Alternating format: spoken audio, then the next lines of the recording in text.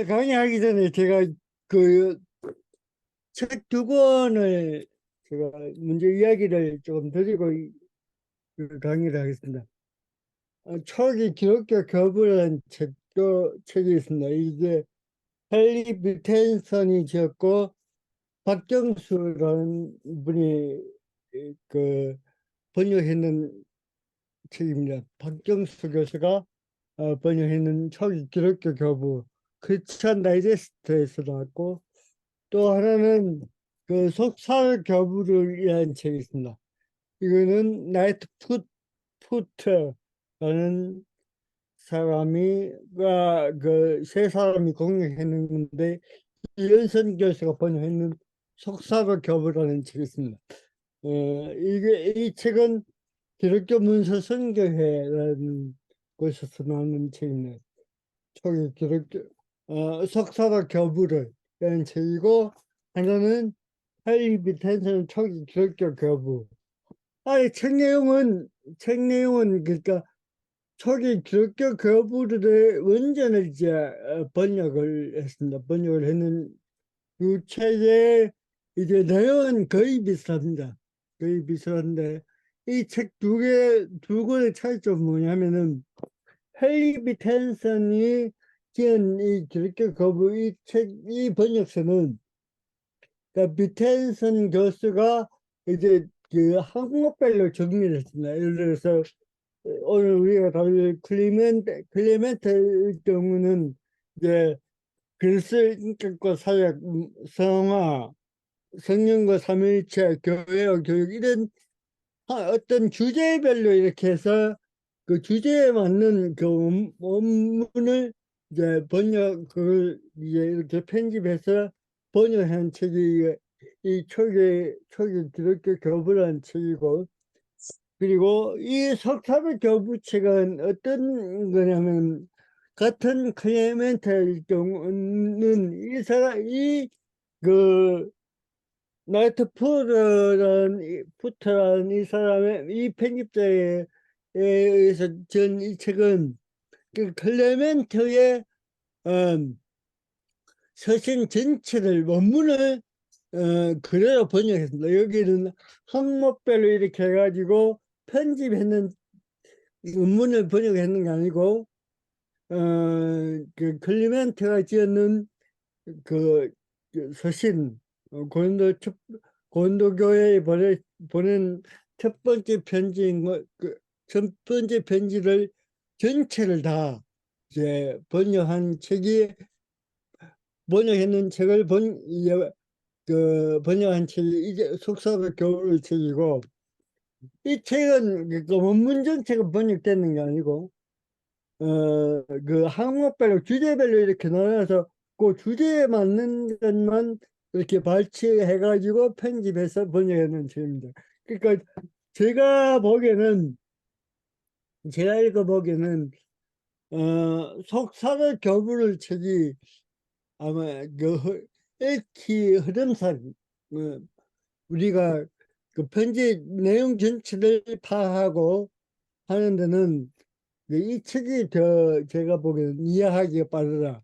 이 밑에서 책은 항목별로 이렇게 정리해가지고 발췌해가지고 번역했기 때문에 전체적인 흐름보다는 어떤 주제에 대해서 어떻게 이 클레멘트가 이 교부가 이야기하고 있는가, 그 부분만 이렇게 발췌를 해놨기 때문에 전체적인 어떤 내용을 우리가 이해하기에는 조금 다소 한계를 가지고 있다. 그래서 여러분들이 그 초기 기독교 거부들의 원전을 읽어보시려면 이 비텐슨의 책보다 그 속사의 교부를 이런 책을 구입해서 이걸 구해서 보시는 게 그 이제 어떻게 보면 전체적인 흐름을 파악하고 내용을 파악하는 데서 있어서 효과적이다, 그렇게 이야기를 할 수가 있습니다. 그리고 이제 이 초대 그 교부들의 문헌들은 이렇게 그 개신교에서는 이제 드런너 서버에서도 이렇게 번역이 되고 있고요. 그리고 또 이렇게 이 단편집으로 이렇게 이제 이런 학자에 대해서 번역되고 있는데, 군도 출판사에 들어가시면 이제 교보문은 청소라고 이렇게 지금 이런 형식, 이런 시리즈로 번역되고 있습니다.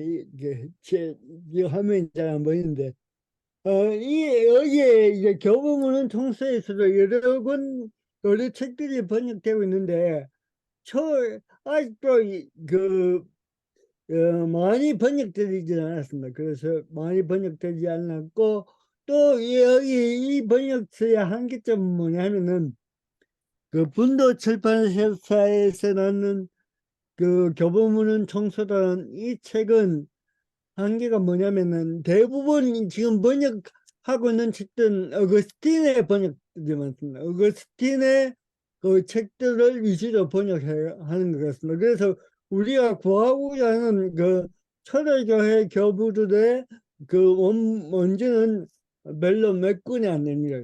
지금 여기 보시면 우리가 다룰 이제 그 디다케라는 이 책은 이제 초대교회 교보문에 속하죠. 이거하고 이제 히폴리투스의 사도전서하고 헤르마스의 목자 정도가 이제 그 초대교회 교부의 문헌에 속하는데, 그 정도만 이제 번역되어 있고 나머지는 대부분 이제 그 어거스틴의 번역들이 많습니다.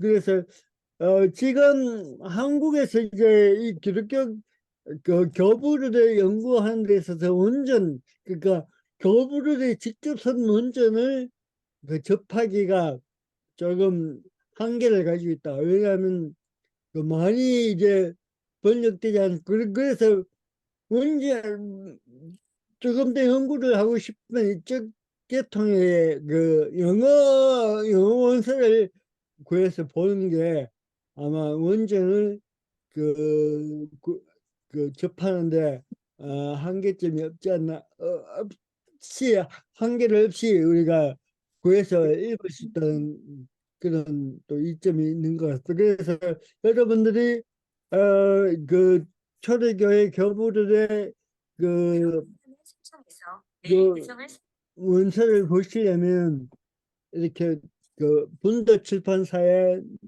출판되는 교보문은 청소를 보시거나, 아니면 제가 방금 말씀드린 석사도 교부를, 초기 기독교 교부 이런 책을 보시고, 또 지금 최근에 번역된 게 뭐냐면은 교부들의 성서주의라는 책이 새로 몇 권짜리가 번역됐습니다. 그건 정말로 그 아주 큰 장서에 속하는 부분인데, 그 책을 구해서 보시면은 그 창세기부터 요한계시록까지 교부들이, 그것도 이제 어떻게 보면 일종의 편집서죠. 예를 들어서 이제 오리게는 교부는 창세기 1장 1절에 어떻게 번역하고 있는가, 또뭐 어거스틴은 창세기 1장 1절을 어떻게 번역했는가, 그 부분을 이제 이렇게 편집해서 어, 그 주에서를 만드는 책이 한국어로 지금 번역되어 있습니다. 끝내겠더라고요. 어쨌든 교부들의 관심 있는 분은 그렇게 구해서 보시면 되고, 제가 처음에 말씀드린 교부와 만나가는 책이 이런 그 비아 출판사에서 나는 이 있습니다. 여기에 이 책 뒤편에 보시면은, 이 책 뒤편에 부록에 보시면 교부르의 문헌들이 한국에서 얼마나 번역됐는가, 번역된 그 교부르의 문헌들을 정리해서 뒤에 이 책 뒤에 싣고 있습니다. 그래서 교부르의 한국에서 얼마나 교부르의 그 문헌들이 번역되고 또 있는가를 그 정리하시려면 이 책 교부와 만나라, 이 책을 사서 뒤에 부록을 보시면 그 교부문헌들의 그 한국어 번역의 어떤 현 주소들, 현 상황을 파악할 수 있다. 그래서 이런 책들을 그 조금 참조해 보시면 그 교부들의 원문, 그러니까 편집되지 않고 또 그냥 그 원문을 번역하는 그 책들을 구해 볼 수 있습니다. 오늘부터 이제 지난주까지는 우리 계속해서 이란에 대해서 계속 공부를 하고 이제 마치고 오늘부터는 초기 기독교 교부들의 원전을 같이 읽어보고 또 거기에 어떤 그 내용들로 이제 구성되어 있는가 또 주제는 무엇인가를 살펴보도록 하겠습니다. 그래서 몇 주간 이제 남은 게 한 4주 내주는데 아마 3주 내주 하면은 어, 소위 말해서 석사도 교부를 그 시대에 속하는 그 책들은 자료들은 우리가 다 한 번쯤은 다 볼 수 있다고 그렇게 생각합니다. 그래서 시간을 가지려고 합니다. 첫 번째 오늘 이제 살펴볼 것은 처음으로 이제 클레멘트 교부가 지었는 그 고린도 교인들에게 보낸 로마인들 편지 이 부분을 우리가 살펴보도록 하겠습니다. 클레멘트가 고린도 교회에 보낸 편지 이전에는 바울이 설립한 고린도 교회에 직접 보낸 고린도 전후서가 신약에 실려 있다. 이 서신들의 내용은 클레멘트의 서신과 다른 점은 무엇인가를 문제 삼는 것도 의미 있는 일이라 할 수 있을 것이다. 왜냐하면 두 서신을 보내게 된 원인이 동일하기 때문이다. 시기적으로는 두 서신 사이에는 약 50년간의 차이가 있다. 다시 말해 바울이 고린도 교회의 문제를 해결하고 50년 이후에 또다시 비슷한 문제가 발생했다는 것이다. 이 50년 사이에 고린도 교회는 어떤 과정들을 거쳤을까? 이에 대해 저는 이렇게 언급하고 있다. 그러니까 클레멘트 1세가 이제 석사도 교부 문헌의 가장 첫 번째 문헌에 속하는 부분입니다. 클레멘트 1세의 고린도 교인들에게 보낸 로마인들의 편지라는 이 문헌이 이제 석사도 교부들의 첫 번째 문헌이라는 거죠. 그러니까 이 고린도 교회 교인들에게 보낸 이 문헌들은 이제 고린도 교회에 보낸 편지인데 이 편지 이전에 50년 이전에 이미 그 바울이 직접 이제 고린도 교회를 만들고 또 교회를 세우고 또 그 교회에 일어난 문제 때문에 우리가 잘 아는 고린도전후서. 근데 그 고린도전후서를 읽어보시면 알겠지만 지금 나와 있는 것은 고린도전서와 후서가 남았지만 그 대부분의 신약 학자들은 고린도에 이제 바울이 보낸 편지가 여러 번이 된다. 그러니까 딱 두 번이 아니고 많게는 4번까지 이야기하는 학자들도 있습니다. 그 4번 정도 이제 그 바울이 고린도 교회에 편지를 썼는데 그 편지에서 남아있는 부분은 일부분 고린도 전후서 지금 기록되어 있는데 그 이후에 그 바울이 고린도 교회에 활동하고 난 이후에 이제 이 클레멘트라는 이 교부가 또다시 이제 이 고린도 교회에 편지를 보내는데 그 편지를 보내는 어떤 그 의도가 이 바울이 고린도 교회에 보내는 편지 의도와 닮은 점이 있다는 거죠. 그러니까 바울이 처음에 고린도 교회에 편지를 보낸 이유는 그 안에 여러 가지 분열의 원인이 그 안에 자로했기 때문에 그 분열의 원인을 해결하기 위해서 이제 그 이 바울이 고린도 전후서를 이제 보내게 되는 거죠. 그처럼 이 클리멘트도 이 고린도 교회에 그런 그 위기적 상황이 있었기 때문에 이제 이 클리멘트 일서를 쓰게 된다는 그런 이야기입니다. 저는 이 고린도교 그 신약에 나타나고 있는 고린도 전후서와 그리고 클레멘트 일서 사이에 그런 관계성을 그 자신의 책에서 이렇게 또 기술하고 있습니다. 우리는 바울의 다른 편지에서 그 서신조이 얼마나 성공적이었는지에 대한 확고한 증거는 없다. 독특하게도 우리는 고린도 서신에서 첫 번째 서신에 관한 회와 눈물의 서신의 결과에 따른 고절을 추적할 수 있다. 그리고 고린도 전서가 어떻게 받아들여졌는지 명확히 알 수 없지만 우리는 고린도 후서가 거기에 표현된 불안에도 불구하고 제대로 받아들여졌다고 추측할 만한 위치에 있다. 핵심적 사실은 바울이 실제로 고린도에 다시 도착했을 때 그곳에 3개월이나 체류했다는 것이다. 대부분이 동의하듯이 이 기간은 바울이 로마서를 작성한 시간이었을 것이다. 이는 방해하는 일이 없이 지속적으로 집중할 수 있는 평온함과 능력이 필요했을 막대한 작업이었다. 그러니까 이 더는 어떻게 이야기하고 있느냐면 이제 이 바울이 고린도 전후서를 쓰고 이제 결국에 나중에 이제 고린도 교회에 재방문을 하게 되죠. 그래서 거기에서 이제 이 바울이 로마서를 집필하게 되는데 그 로마서를 집필하기 위해서 고린도 교회를 방문했을 때는 그 바울이 고린도전후서를 쓸 당시에 있었던 모든 문제가 해결되었다고 그렇게 보는 거죠. 왜냐하면 그런 고린도 교회의 모든 분쟁이 해결되고 문제가 해결되었기 때문에 이제 이 바울이 그런 교회의 문제에 신경을 쓰지 않고 그 주위가 그 환경이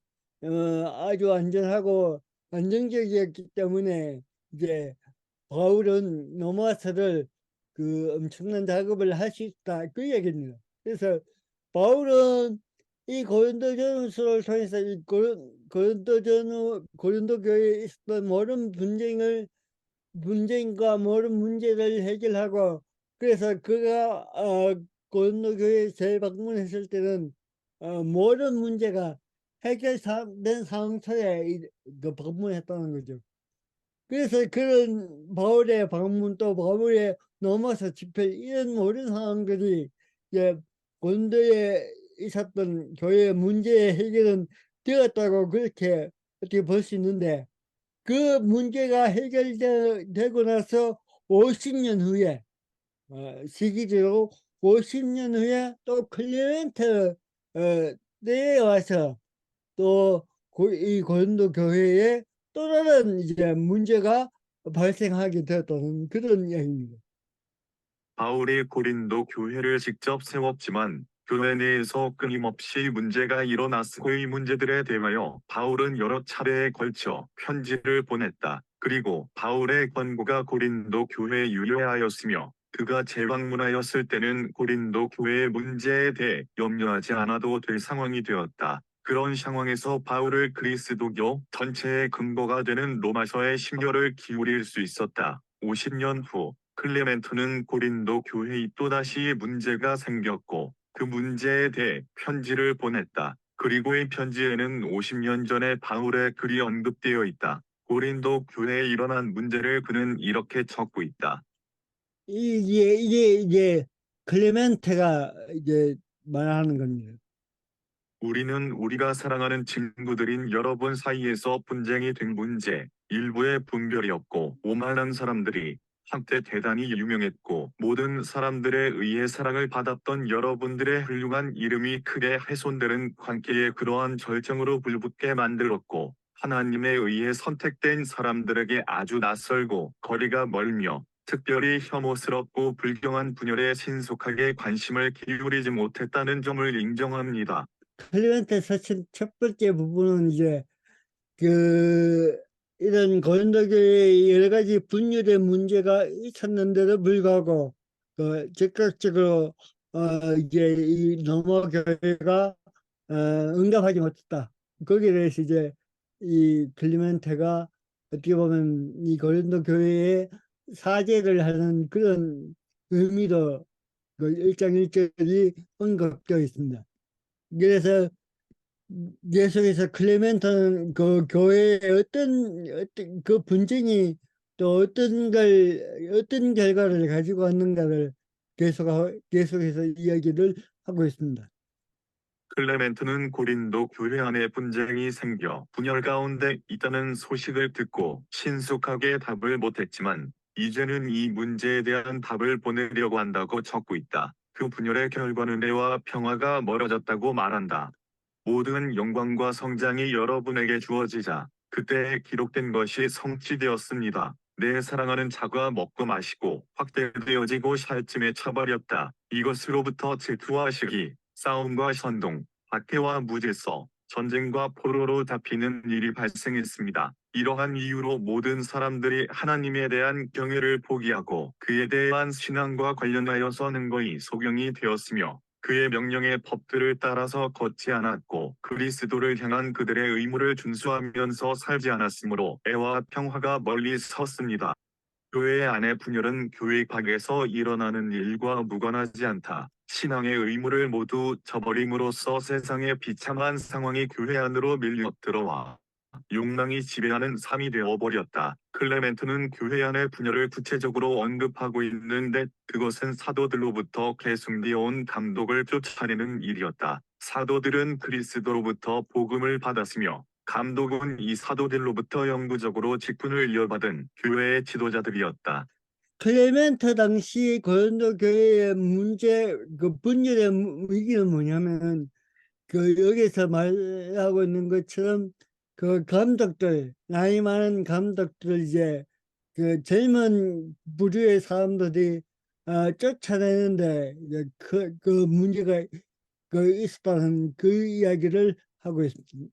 우리의 사도들도 비슷하게 우리 주 예수 그리스도를 통하여 감독의 직분에 대한 싸움이 있을 것을 알았습니다. 따라서 이러한 이유로 사전 지식을 받았으므로 그들은 언급된 직분자들을 좀 더 일찍 증명했고 후에 그 직분에 영구적인 성격을 부여했습니다. 다시 말해 그들이 죽는다면 다른 인정된 사람들이 그들의 사역을 계승해야만 했습니다. 우리가 흠없이 거룩하게 은사들을 제공했던 사람들을 감독의 직분에서 쫓아낸다면 이것은 우리에게 있어서 적지 않은 죄일 것입니다. 교회의 질서와 사도들의 증언을 계승하기 위해 영구적으로 세워진 감독들이 쫓겨났다는 것은 그리스도의 몸인 교회가 분열되었음을 의미하는 것이다. 이런 분열은 많은 사람들을 절망으로 몰아갔으며 회의를 품게 만들었다. 46.9 이러한 교회의 위기를 극복하기 위해 클레멘트가 강조하는 것은 순종과 복종이다. 그는 편지 초반부터 겸손한 마음을 가지고 질서에 순종하는 것이 교회 구성원들이 가져야 할 덕목이라고 주장한다. 이것을 논증하기 위하여 그는 구약의 인물들을 해석하고 있다. 무엇보다도 그는 예수 그리스도의 오심에 대해서도 겸손이라는 중심 단어로서 설명하고 있다. 클레멘트 당시에 고린도 교회의 문제는 바로 그 나이 많은 장로들과 감독들을 이제 젊은 부류의 그 사람들이 쫓아내고 불신임하게 되는 그런 위기 상황이 있었다는 것이죠. 그런 위기 상황들이 결국은 교회의 분열을 약화했고, 그래서 그 모든 것들은 이제 그 교회 교인들 하여금 교회를 떠나고 또 세상으로 나갈 수밖에 없는 그런 상황을 만들었다고 계속해서 이야기하고 있다. 그래서 이제 이 클레멘트는 이 고린도교회 이런 문제를 해결하기 위해서 내세운 게 뭐냐면 순종과 복종이라는 이 두 가지 주제어를 가지고 어떻게 보면 처음부터 끝까지 그 순종과 복종의 의미를 논증을 하면서 결국은 이제 이 고린도교회의 문제를 해결하기 위해서는 이제 감독자의 말에 순종해야 한다. 그리고 복종해야 한다. 그게 이제 어떻게 보면 이 클리멘트가 이 고린도 교회에 내놓는 그 대안이라고 그렇게 보시면 됩니다. 그래서 그 부분을 이제 클리멘트가 순종과 복종을 이야기하는데 어떻게 이야기를 하냐면 처음부터 구약 성경의 여러 가지 인물들과 사건들을 가지고 그 다시 말해서 그 구약을 해석을 하면서 이제 그 순종과 복종이라는 그 주제를 가지고 계속해서 논쟁하는 것을 또 한 번 있었습니다. 그리고 결국에는 이 땅에 오신 예수 그리스도의 어떤 순종의 모습을 이 땅에 오셨다고 이야기하면서 그 어떤 고린도 고린도교회의 문제를 해결하는 그런 주장을 계속해서 펼치고 있는 것을 볼 수가 있습니다. 하나님의 위엄 있는 홀이신 우리 주 그리스도 예수는 그가 그렇게 하실 수 있었지만 오만이나 교만의 장엄함으로 오시지 않고 성령이 그에 대하여 말씀하신 그대로 겸손하게 오셨습니다. 그는 말씀합니다. 주여, 우리의 전한 것을 누가 믿었습니까? 주의 팔이 누구에게 나타났습니까? 그의 모습에서 우리는 그가 메마른 땅의 뿌리 같고 어린아이 같다고 발표했습니다. 이분은 우리의 죄를 짊어지시고 우리를 위하여 고통을 당하신 그분입니다. 그런데 우리는 그를 수고하고 채찍질을 받으며 고통을 당한다고 간주했습니다. 나의 백성의 허물 때문에 그가 죽임을 당했습니다. 예수의 고난은 그분이 이 땅에 겸손한 모습으로 오셨기 때문이라고 말한다. 죄인들을 위한 그분의 고난과 죽으심은 겸손함으로 오셨기 때문에 가능한 것이다. 그래서 클레멘트는 고린도 교회의 복종과 순종을 요구한다. 그러므로 반항의 토대를 놓았던 여러분들은 여러분들의 마음의 무릎을 꿇고 장로들에게 복종하고 회개로 인도하는 진리를 받아들여야만 합니다. 여러분의 혀에 오만하고 거만한 안강함을 내려놓으면서 굴복하는 것을 배웁시다. 그러므로 그의 매우 거룩하고 영광스러운 이름에 복종합시다. 이렇게 함으로써 그의 가장 거룩하고 장엄한 이름을 신뢰하면서 우리가 안전하게 거하도록 불순종하는 사람들에 대하여 오래전에 잠언에 말해진 경고를 피합시다. 어떤 사람들이 하나님이 우리를 통하여 말씀하신 것에 순종하지 않는다면 그들이 적지 않은 죄와 위험에 빠져들 것을 이해시키십시오.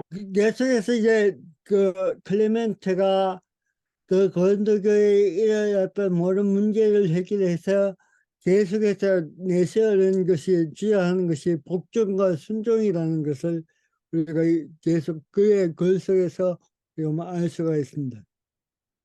교회의 순종과 복종을 요구하는 것은 결국 교회가 바로 세워져 화평과 조화를 이루기 위함이다. 이것은 사도들이 떠난 교회에 남아있는 교회 지도자들을 통해 교회를 유지하려는 노력들의 흔적이라 볼 수 있다. 우리가 처음에 그 교부를 정리하면 할 때 했던 이야기입니다. 우리가 소위 말하는 석사도 교부들의 그 활동은 뭐냐면 어디에 그 초점이 맞춰졌냐면 새롭게 이제 자라나고 있는 공동체, 교회를 어떻게 유지할 것인가의 문제에 거기에 집중했던 그 교부들이 바로 그 속사가 교부들이라고 그렇게 이야기를 했습니다. 그러니까 속사가 교부들이 먼저 했던 것은 처음으로 새롭게 생기고 있는 여러 지역들에 있는 교회가 어떻게 하면 유지될 것인가. 그리고 그 지역에 흩어져 있는 그 공동체를 어떻게 하면 하나로 일치시킬 것인가에 대해서 관심을 기울였다는 것이죠. 그래서 그런 의미에서 이 클리멘테가 고린도 교회에 편지를 보내는 것도 어떻게 보면 그 새롭게 생겨난 그 공동체를 유지하기 위해서 그 공동체를 유지하기 위해서 지켜야 할 덕목이 뭐냐 라는 점을 어떻게 보면 강조하고 있다고 그렇게도 이해를 할 수 있을 것입니다. 아주 많은 위대한 모범들을 연구했으므로 우리가 고개 숙여 철하고 순종의 태도를 취하면서 우리의 영혼의 지도자인 사람들에게 복종하여의 무익한 의견의 불일치를 종결지어 우리가 모든 비난으로부터 벗어나서 우리 앞에 진실되게 놓여 있는 목표를 얻도록 하는 것이 정당합니다. 그러니까 계속해서 끝까지 이게 이 클리멘트는 순종과 복종, 교회 질서를 유지하고 또 교회의 어떤 통일성, 또 교회 하나된 교회를 세우기 위해서 계속해서 이제 클레멘테는 순종과 복종을 이제 이 고린도 교회에 요구하는 것을 볼 수가 있습니다.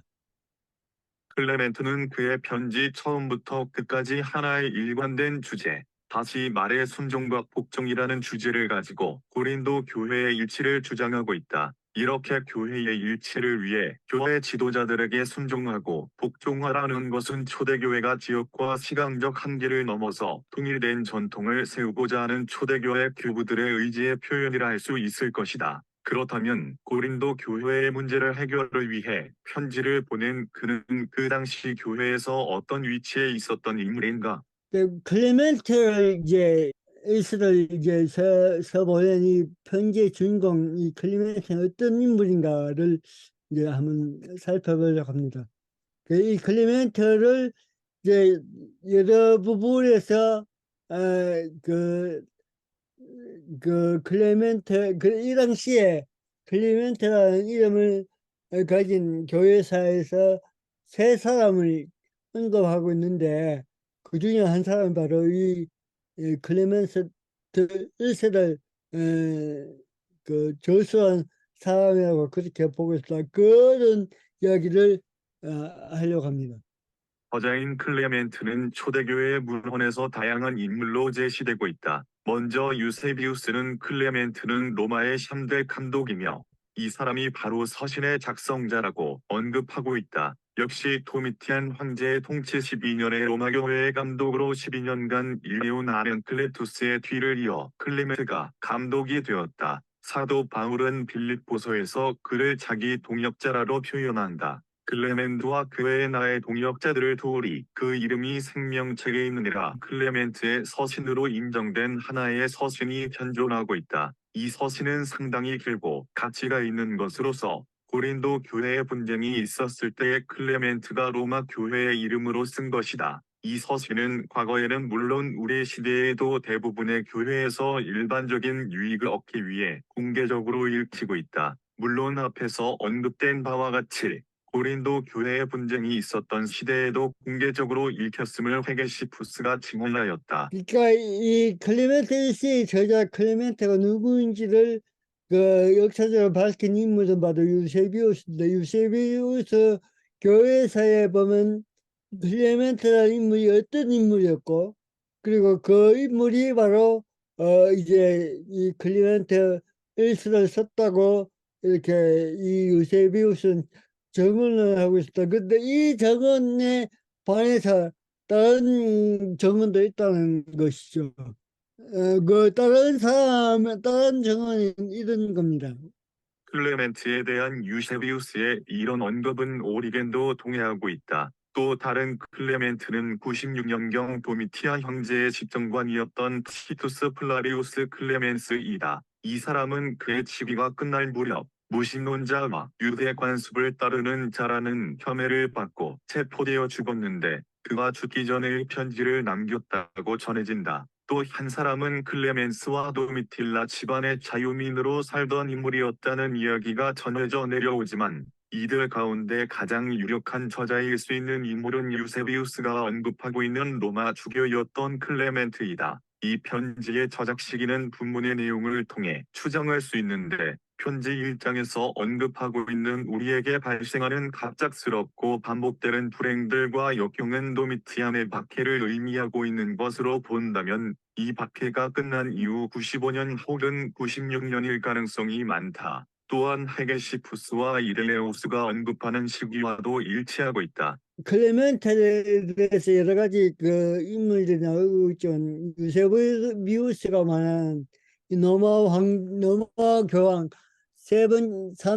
삼대 로마 교황이라고 할 수 있는 클레멘트가 바로 이 서신을 어, 지은 작성자가 그렇게 볼 수가 있다는 겁니다. 그렇게 본다면 벌써 이미 초기 기독교부터 로마 교회가 모든 교회 분쟁에 있어서 어떤 재판할 수 있는 그런 위치에 어떤 교회를 지도하는 그 위치에 있었다고 그렇게 미루어 또한 짐작할 수가 있습니다. 그러니까 유세비우스의 이 말이 옳다면 결국은 로마 그 제국에 있는 교회 또 로마 근동에 있던 그 새롭게 생겨나는 그 공동체에 대해서 로마 교회가 어떤 지도적인 위치에서 교회의 모든 문제를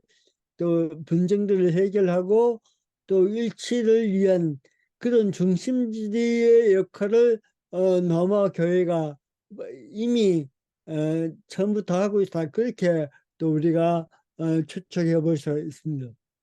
이 편지는 알렉산드리아의 클레멘트에 의해 성경으로 인용되기도 하였으며 5세기에 만들어진 성경 필사본인 알렉산드리누스 사본에는 요한계시록 바로 뒤에 클레멘트 1서가 2서와 함께 수록되어 있다. 12세경에 만들어진 성경에는 공동서신과 바울서신 사이에 두 편지가 수록되어 있다. 이런 사실들이 뜻하는 것은 클레멘트의 편지가 당시 교회들 사이에서 권위 있는 문서로 수용되고 있었다는 증거이다. 그러나 고린도 교회에 보낸 이 편지를 받은 교회는 어떤 반응을 했는지는 분명하지 않다. 그러니까 이 클레멘테이스는 그 이후에 역사적으로 여러 그 성서의 흔적들 속에서 이런 그 중요한 그 역할을 하고 있었고 거의 그 정정과 버금가는 그런 어떤 가치로 인정받는 편지도 그 초대교회와 또는 중세교회에 이 클리멘테이스 그 고린도 교회에 보낸 편지가 그런 어떤 그 위치에 있는 기독교 문헌이었다는 것을 또 볼 수가 있습니다. 이게 클레멘트의 이제 조금 더 그 내용들 클레멘트 서신 1서에 나타난 그 성서 위에 또 그리스도 위에를 잠깐 살펴보겠습니다. 클레멘트는 편지의 주제인 순종과 복종을 논증하기 위해 구약의 여러 인물들을 언급하고 있는데 위에서 언급한 바와 같이 모형론적 해석을 따르고 있다.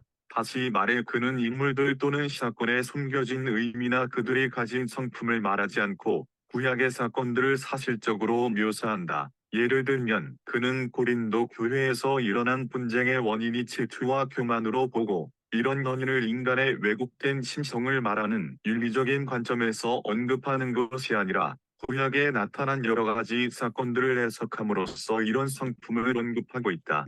어떻게 보면 클레멘테가 그 구약 성경을 해석한 일부분입니다. 질투와 그 질투가 형제의 살인을 불러왔다는 것을 압니다. 질투 때문에 우리의 조상 야곱은 그의 형 에서 앞에서 도망쳐야 했습니다. 질투는 요셉이 거의 죽을 정도로 박해를 받고 노예로 팔리는 원인이 되었습니다. 질투는 모세가 그 자신의 동포에게서 누가 너를 우리에 대한 재판관이나 통치자로 삼았는가? 내가 어제 이집트인을 죽인 것 같이 나도 죽이려느냐는 질문을 받았을 때 이집트의 왕 바로 앞에서 도망치도록 만들었습니다. 질투 때문에 아론과 미리암은 진에서 쫓겨났습니다. 그러니까 이 클레멘테는 이런 그 성서를 해석하는 데 있어서 아주 그 사건을 사실적으로 이렇게 해석하는 그 이렇게 그런 그 해석 툴을 우리가 확인할 수가 있습니다.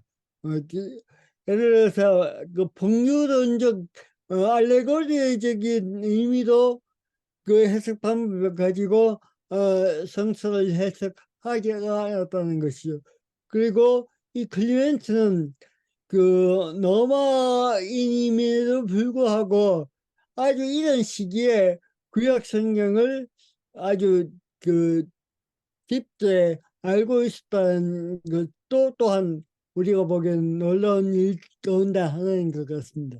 이런 예를 통해 우리가 알 수 있는 것은 클레멘트는 구약에 대한 깊은 이해를 선제로 하여 그의 주장을 전개해 나간다는 것이다. 다시 말해 그의 주장들은 사변적인 이해를 근거로 하지 않는다는 것이다. 그럼에도 불구하고 그가 인간이 가진 여러 가지의 성품을 이야기하는 것은 스토아적인 윤리관이 작용하고 있다는 것도 인정해야 할 것이다. 클레멘트의 그리스도에 대한 이해는 바울과 히브리서의 이해를 따르고 있다. 다시 말해 그리스도가 이 땅에 오심을 겸손의 관점에서 해석하고 있는 그는 그리스도의 본질을 언급하는 데 있어서 히브리서의 기술을 따른 클리멘트는 또 예수 그리스도에 대한 이해를 바울에 대한 이해와 그 히브리서에 나타난 그 그리스도에 대한 이해를 하고 있는 것을 또 그 편지 속에서 우리가 볼 수 있습니다.